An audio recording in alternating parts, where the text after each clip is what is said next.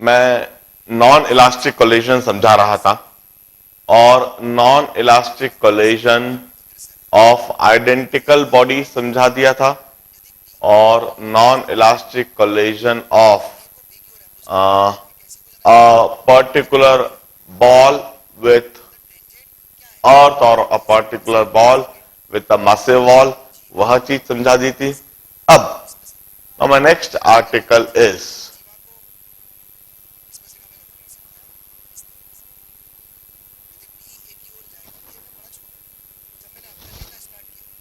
this is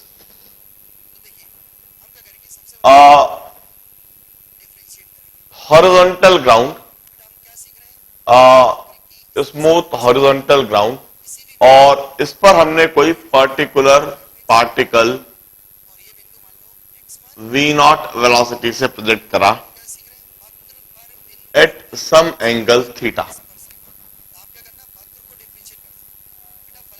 now if we have got perfectly elastic collision, यदि perfectly elastic collision होगा तो वहां क्या होगा?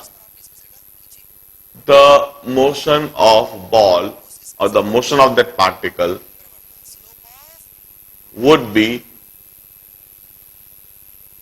like this.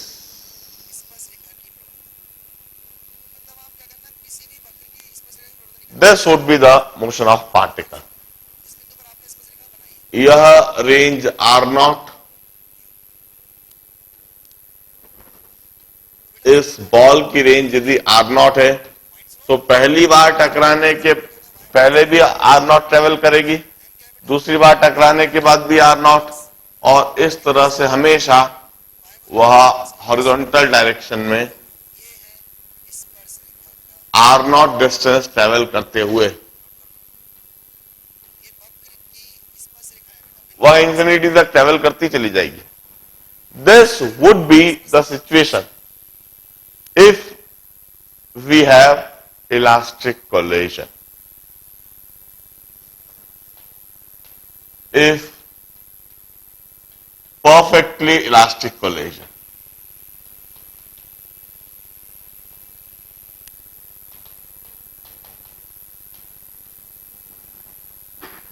R0 की वैल्यू डिटरमाइन करने का तरीका इधर एक और बार रिकॉल करवा देता हूं.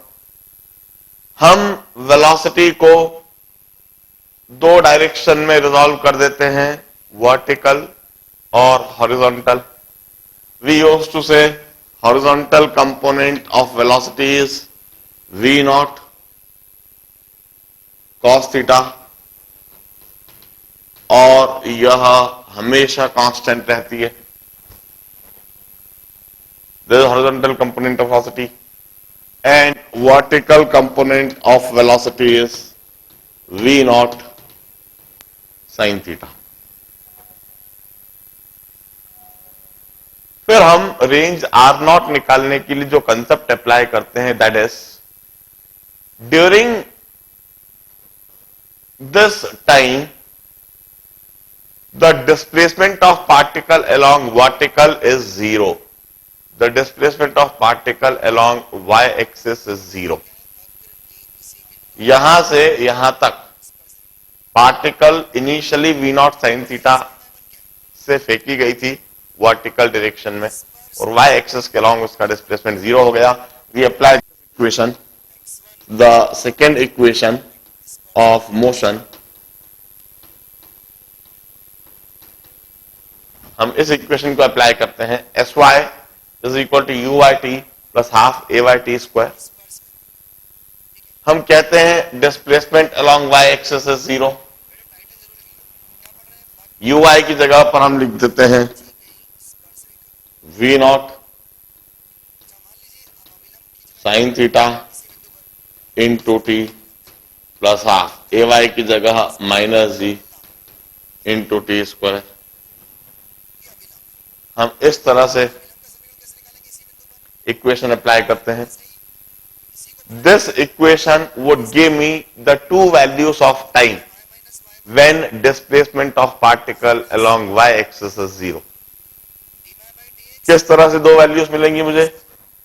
0 इज इक्वल टू पहली value v not sine theta minus half g t into t is 0। T common आ गया। मैं कहता हूं आइदर टाइम 0 होना चाहिए या ब्रैकेट के अंदर यह क्वांटिटी है, this must be 0। In order that this expression becomes 0, either time must be 0 or either t must be 0. This is initial condition. This is initial condition क्योंकि इनिशियली पार्टिकल 0 डिस्प्लेसमेंट पर है और the quantity within this bracket must be 0 or v naught sin theta minus half gt must be 0. And solving this equation would give me this time when particle reaches here. And this time would be called time of flight. We call it time of flight because this is the time during which the particle is flying in air, and this is 2 v naught sin theta by g. We call it time of flight. Time of flight. इस तरह से हम time of flight निकाल लेते हैं। अब इस time of flight को निकालने के बाद हम कहते हैं during this time particle would travel with constant velocity v naught cos theta along horizontal. During this time particle would fly with constant velocity v naught cos theta along horizontal. Hence along horizontal, if I say sx is equal to uxt plus half ax t square, हम ax की value 0 कर देंगे और इस equation को लगा देंगे। Sx की जगह लिख देंगे displacement along horizontal is r not, ux की जगह या v not cos theta, time की जगह time of flight 2v not sin theta by g plus half ax की जगह 0, टाइम कुछ भी हो। Solving this equation would give me the range r naught. It's 2 v naught square sin theta cos theta by g, or range r naught would be v naught square sin 2 theta by g. 2 sin theta cos theta would be sin 2 theta. Like this we used to determine the range r naught. और perfectly elastic collision होएगा तो situation साफ दिख रही है, यह जिस velocity से टकराएगी, जिस एंगल से टकराएगी उसी वेलोसिटी के साथ और उसी एंगल के साथ रिबाउंड होएगी, फिर r नॉट की दूरी पर जाकर टकराएगी, फिर उसी वेलोसिटी उसी एंगल के साथ में रिबाउंड हुई, स्पीड वुड रिमेन सेम, जिस वेलोसिटी से टकरा रही है उसी वेलोसिटी से उसी स्पीड के साथ रिबाउंड हो रही है, angle would also remain same, दूसरी बार भी वो उसी तरह से उछल के उतनी दूरी r नॉट पे जाकर गिरेगी, तीसरी बार भी उछलकर फिर उतनी दूरी r नॉट पे जाकर गिरेगी और यह प्रोसेस इनफाइनाइट टाइम तक चलेगा। वो प्रोसेस, वो पार्टिकल, वो बॉल इनफाइनाइट तक ट्रेवल करती चली जाएगी यदि हॉरिजॉन्टल सरफेस इन्फिनिटी तक एक्सटेंडेड हुआ तो। This would be the situation of perfectly elastic collision. मगर क्या perfectly elastic collision कभी होता है? It's an ideal situation. We never have such a type of ideal situation. We have partially elastic collision or partially non-elastic collision. मेरा सवाल खास वही है, वही चीज मुझे समझाना है। If we have partially elastic collision, where coefficient of restitution is E. In that case, what situation would we observe?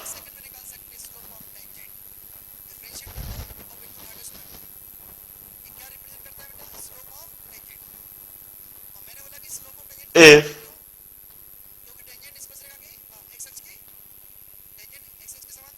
partially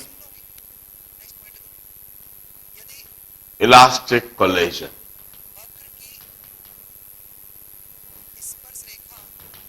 with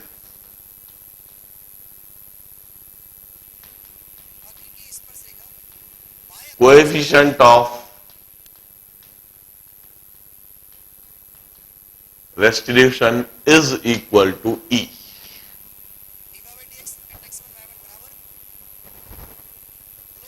in that case particle को इसी तरह से प्रोजेक्ट करा गया।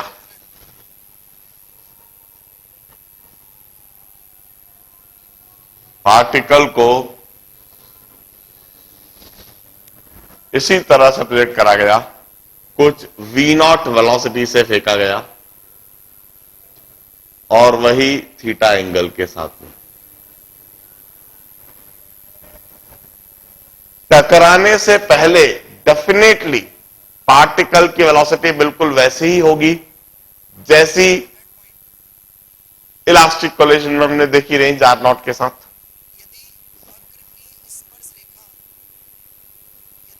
इस तरह से यह रेंज r0, इस रेंज r0 की वैल्यू का कैलकुलेशन तो हमने ऑलरेडी कर लिया है। इस रेंज r0 की वैल्यू का कैलकुलेशन हमने ऑलरेडी कर लिया है।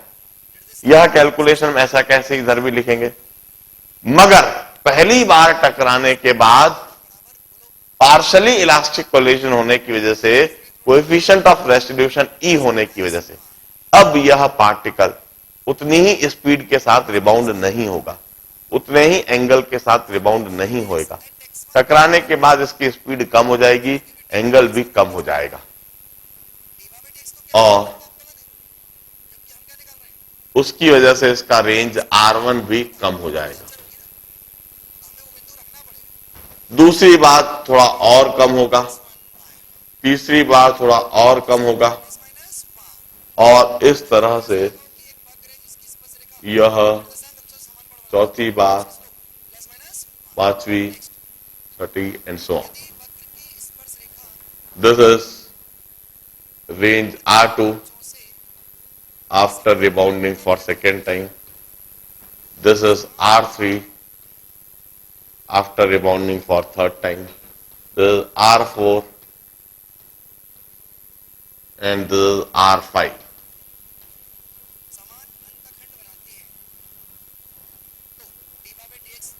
This is the practical situation. R0 तो वही का वही रहेगा, R0 की वैल्यू पर कोई फर्क नहीं आना है,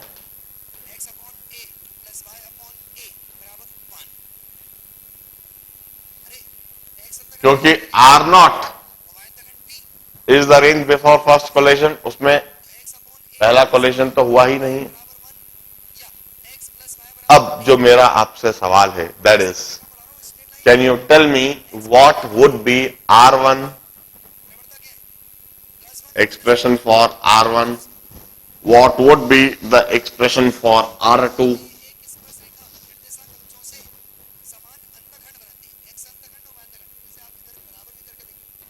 what would be expression for R3 and what would be expression for Rn, and ultimately मैं यदि ये निकालना चाहूं कि बॉल इस तरह से रिबाउंड होती होती उछलती उछलती जाती है, तो total sum Ri, R1 plus R0 plus R1 plus R2 up to Rn, यह कितना होगा? बॉल उछलती हुई कितनी दूरी तक जा सकती है? क्या इसी समय इस प्रैक्टिकल सिचुएशन को एनालाइज करके सॉल्व करने की कोशिश करेंगे और मुझे बताएंगे।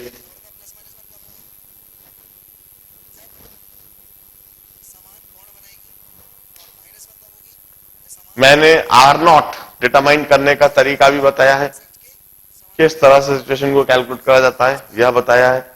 अब आपको प्रॉब्लम में इस जगह पर टकराने से नॉन इलास्टिक कोलिजन का कंसेप्ट कैसे लगाया जाएगा यह सोचना है, और फिर सॉल्व करके सोच समझ के बताना है कि R1 क्या होगा।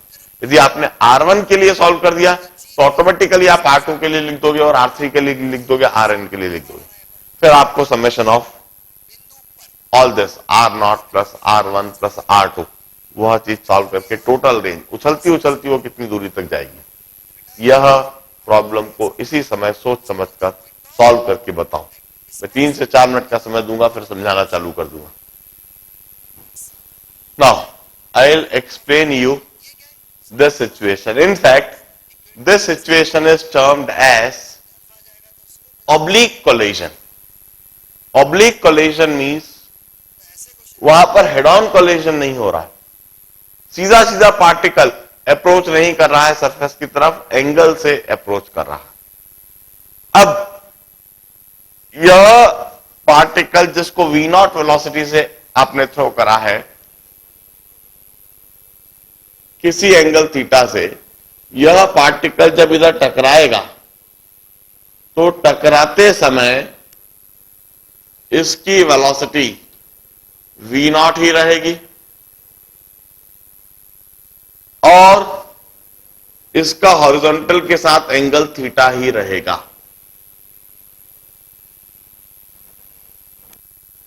V0 वेलोसिटी के साथ और थीटा एंगल के साथ ही यह पार्टिकल टकराएगा। टकराते समय just before collision, let me draw this situation here, यह बॉडी इस तरह से V0 वेलोसिटी से और थीटा एंगल से ही टकरा रही है। इसके दो कंपोनेंट हैं, हॉरिजॉन्टल कंपोनेंट वही V0 cos थीटा और vertical component V0 sin theta. Horizontal component V0 cos theta, vertical component V0 sin theta. इस तरीके से पार्टिकल टकरा रहा है। टकराने के बाद यह पार्टिकल रिबाउंड होगा और रिबाउंड होने के बाद यह एंगल थीटा ना होकर θ1 होएगा, कुछ अलग एंगल होएगा। θ1 would be less than theta. अब यह जब रिबाउंड होगा तो वेलोसिटी क्या होगी, इस बात को समझो। दोनों वेलोसिटी पर कोएफिशिएंट ऑफ रेस्टिट्यूशन का कंसेप्ट नहीं लगेगा। हम कहते हैं कि यह जो हॉरिजॉन्टल कंपोनेंट Vx है, ये जो horizontal component V0 cos theta है, इसकी वजह से कोई कोलिजन नहीं हो रहा है, न तो इस कंपोनेंट की वजह से कोई अप्रोच हो रहा है और न ही इस कंपोनेंट की वजह से कोई सेपरेशन हो रहा है। V0 cos थीटा कंपोनेंट की वजह से तो यह बॉडी सिर्फ हॉरिजॉन्टल ग्राउंड के पैरेलल ट्रेवल करती चली जा रही है। कोलिजन की वजह से इस कंपोनेंट पर कोई फर्क नहीं पड़ेगा।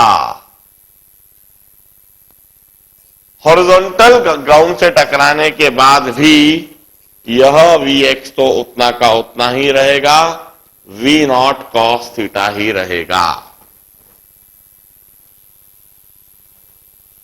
हॉरिजॉन्टल कंपोनेंट पर कोई फर्क नहीं, वर्टिकल कंपोनेंट पर जरूर फर्क पड़ेगा।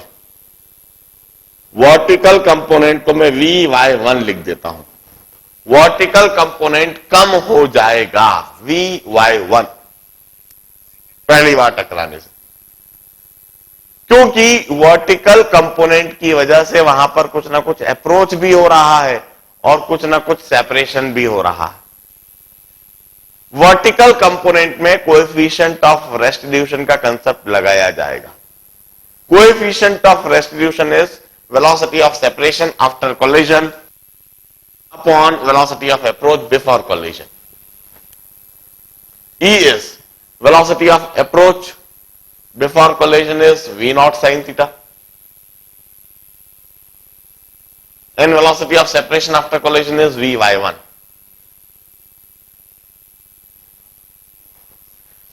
Vy1 is velocity of separation after collision.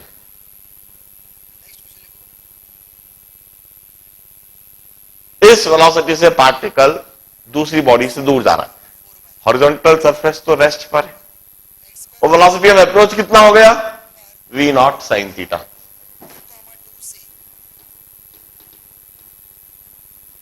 तो vy1 हो गया e v not sine theta.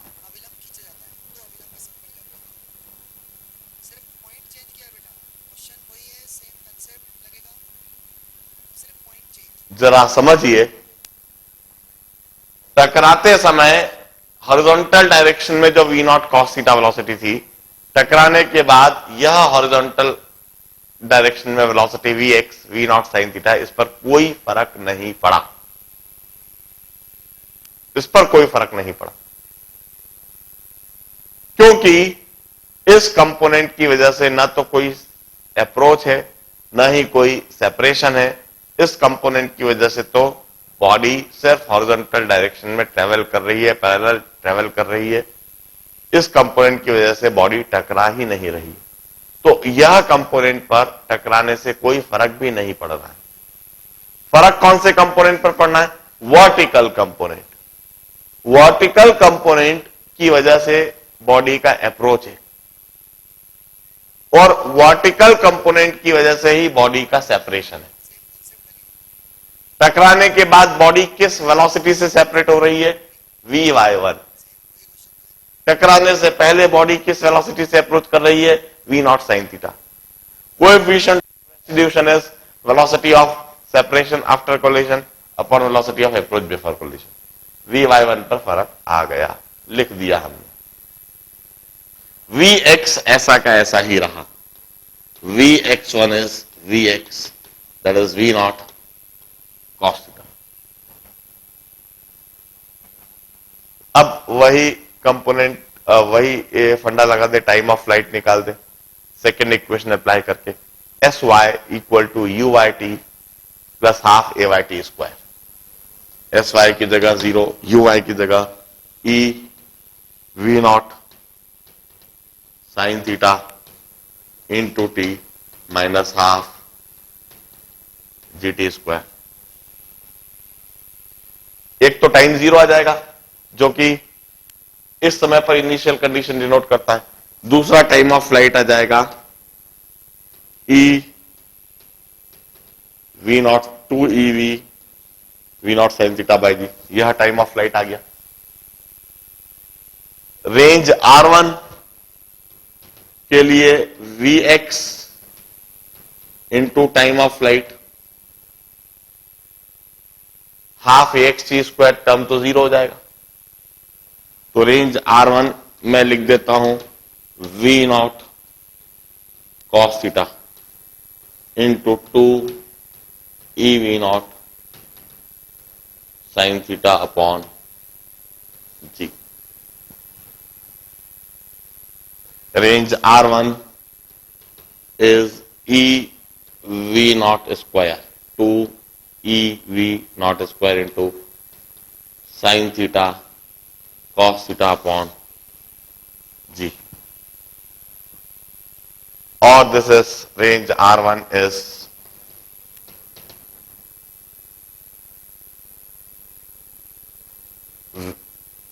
E V naught square sin 2 theta by G.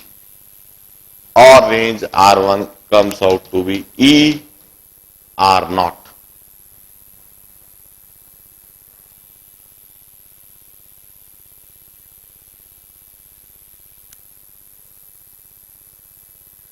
Angle tan theta 1 भी आ सकता है इधर से, tan theta 1 is Vy1 upon Vx.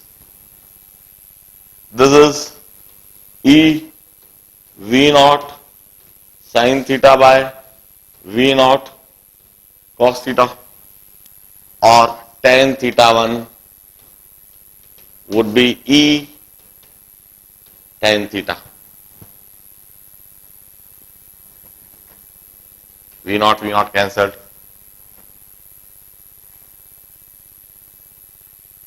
पहली बार टकराने के बाद रेंज R1 आ गया. Range R1 is ER0. Similar type से कैलकुलेशन कीजिए, R2 आ जाएगा E square R0. Range R3 आ जाएगा E क्यूब R0, और रेंज Rn आ जाएगा e to the power n R0.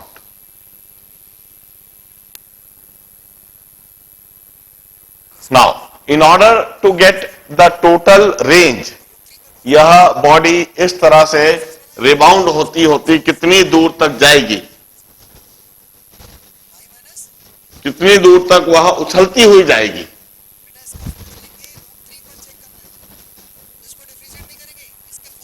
We'll say range R would be equal to R0 plus R1 plus R2 plus R3 and so on. We'll say range R would be equal to R0 plus E R0 plus E square R0 plus E cube R0 up to infinity. This is infinite GP, infinite geometric progression with factor less than 1. हम कहेंगे sum of infinite GP with factor less than 1 is A upon 1 minus R. It's R0 into 1 minus E.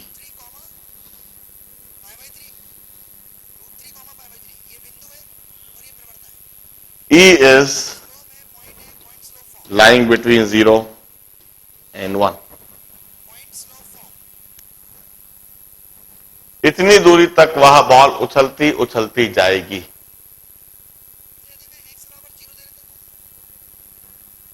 This is the range of the particle.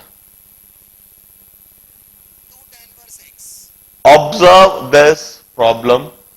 हम इसे oblique collision कहते हैं, और oblique collision में my conclusion is, हमेशा कभी भी ऐसा collision दिया जाए कि हेड ऑन कोलिजन नहीं है, किसी एंगल पर इस तरह से कोलिजन है, तो जो भी कुछ वेलोसिटी है बिफोर द कोलिजन उसके दो कंपोनेंट कर लीजिए. एक कंपोनेंट पैरेलल कंपोनेंट हो और एक कंपोनेंट नॉर्मल कंपोनेंट हो. पैरेलल कंपोनेंट की वजह से किसी तरह से ना अप्रोच होता है ना सेपरेशन होता है. इस पैरेलल कंपोनेंट ऑफ वेलोसिटी पर कोई फर्क नहीं आएगा, और नॉर्मल कंपोनेंट ऑफ वेलोसिटी पर कोएफिशिएंट ऑफ रेस्टिट्यूशन का कंसेप्ट अप्लाई करो. वेलोसिटी ऑफ अप्रोच और वेलोसिटी ऑफ सेपरेशन उसमें अप्लाई करो, और normal component of velocity determine करके आगे जो भी कुछ दिया हुआ हो उसको कैलकुलेट करो. And that's all regarding non elastic collision. In fact, that's all regarding the basic concept of this chapter. इस चैप्टर में ढेर सारे कंसेप्ट मैंने बताए हैं. मैंने सबसे पहले सेंटर ऑफ मास आपको सिखाया था. सेंटर ऑफ मास के बाद मोमेंटम और एंड इट्स कंजर्वेशन प्रिंसिपल्स, और उसके बाद में कोलिजन. कोलिजन में दो तरह के collision, elastic collision, non elastic collision. अब until and unless you practice numerical problems, you would never understand the application. Solve as many number of problems as you can and learn the application of all this theory